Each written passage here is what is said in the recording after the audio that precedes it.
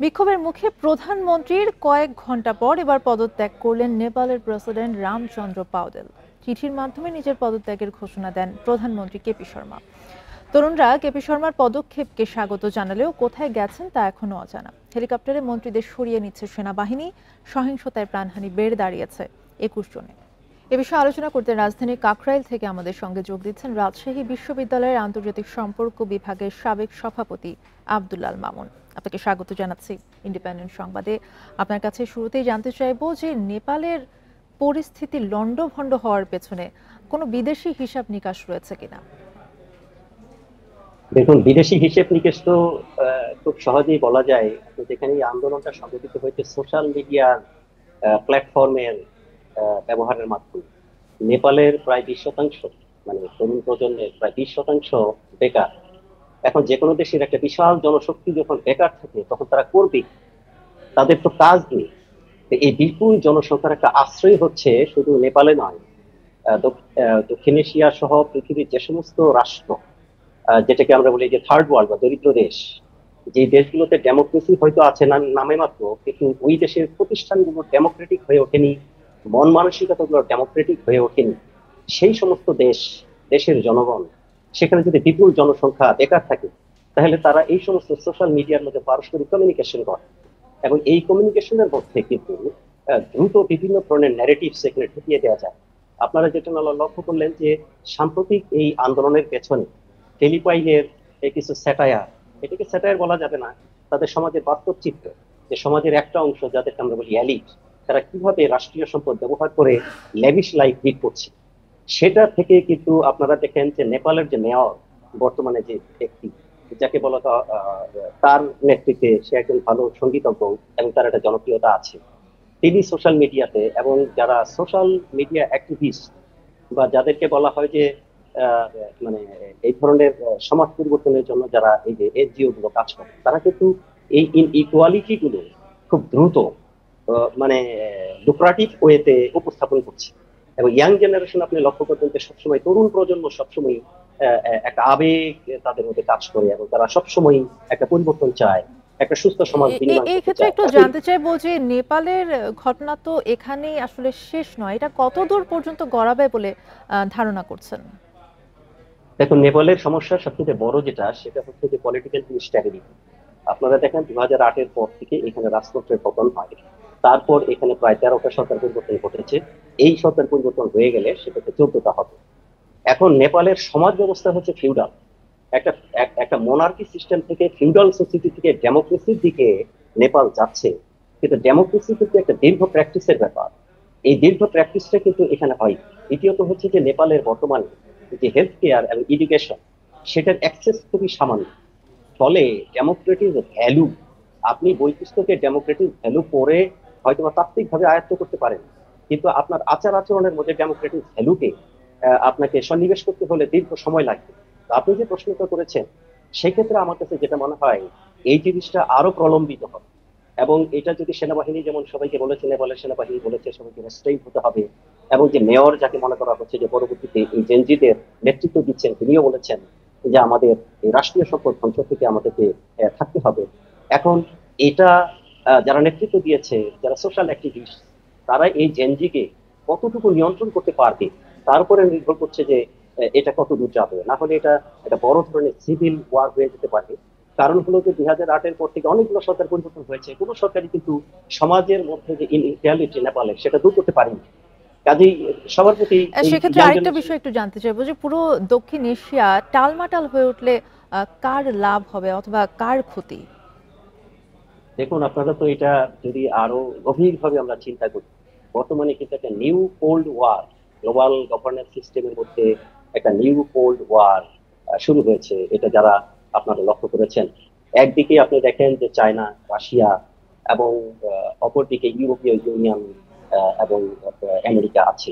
তো চায়না যেরকম belt and road ইনিশিয়েটিভের মাধ্যমে দক্ষিণ এশিয়া সহ এশিয়ান অঞ্চলকে তার একটা গ্রিপের মতো নিতে চায়, নেপাল কিন্তু তার অন্তর্ভুক্ত। তো কাজেই চায়না, এবং চায়না কিন্তু, সরি আমি যেটা বলছি যে নেপাল কিন্তু একটা স্যান্ডউইচ কান্ট্রি।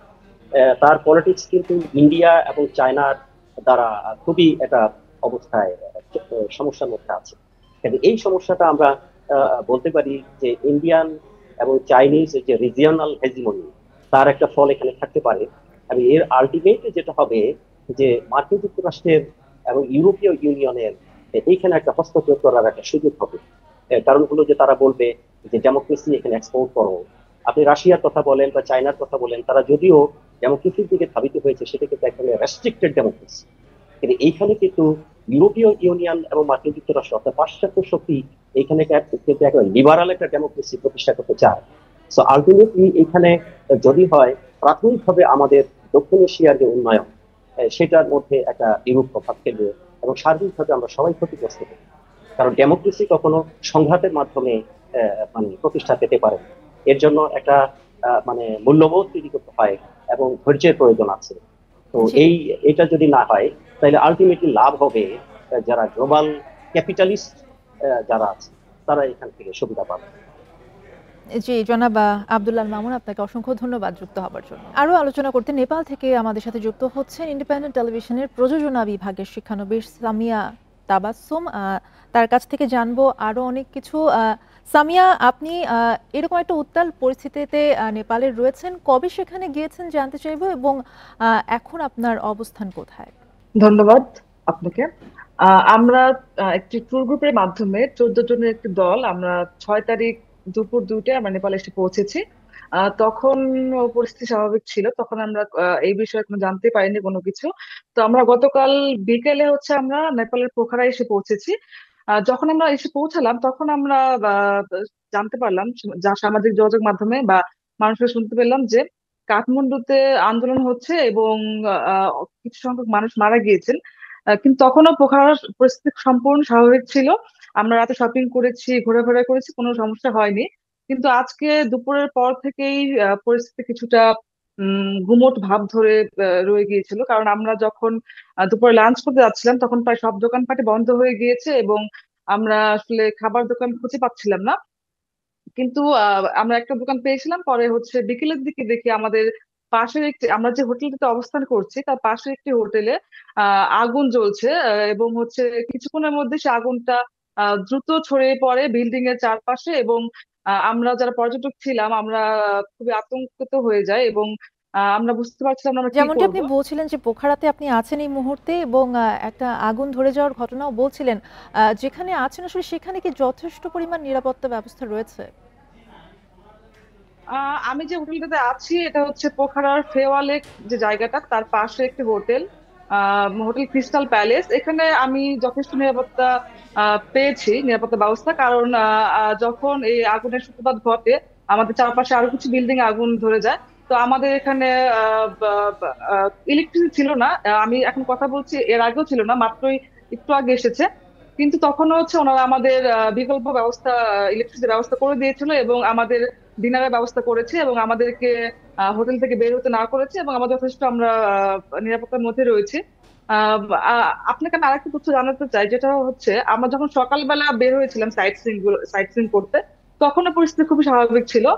তখনও আমরা দেখেছি যে মিছিল হচ্ছে, প্রতিবাদ হচ্ছে, কিন্তু কোনো ধরনের অরাজকতা বা কোনো আগুন ধরানো কোনো কিছু ছিল না। কিন্তু দুপুরের পর থেকেই আমরা বিভিন্ন আগুনের সূত্রপাত দেখি এবং বিভিন্ন মিছিল শুনি, মানুষের উল্লাস শুনতে পাই সামিয়া, যখন আমরা কবে আসলে কবে এবং কিভাবে ফিরবেন দেশে, তার কোনো নিশ্চয়তা কি রয়েছে? আচ্ছা, আমাদের ফিরতি ফ্লাইট আছে বৃহস্পতিবার বিকেল 3টায়। কিন্তু আমরা আসলে এখনো শঙ্কার মধ্যে রয়েছি যে আমরা ঠিক টাইমে ফিরতে পারবো কিনা। কারণ আজকে আমরা যা জানতে পেরেছি যে আজকের সব ফ্লাইট বাতিল করেছে কাঠমান্ডু কর্তৃপক্ষ কিন্তু আমরা এখনো বুঝতে পারছি না আমরা ঠিকমতো ফিরতে পারবো কিনা। এখন আসলে কালকে পরিস্থিতি অনুযায়ী আমরা আসলে বুঝতে পারবো যে আসলে আমাদের ফ্লাইটের বিষয়টা আসলে কি হবে বা আমরা সময় মতো ফিরতে পারবো কিনা। এটাই আমি এখন বলতে পারছি। জি, ধন্যবাদ। সাবধানে অবস্থান করবেন। আমাদের সাথে যুক্ত হয়েছিলেন সামিয়া তাবাসসুম।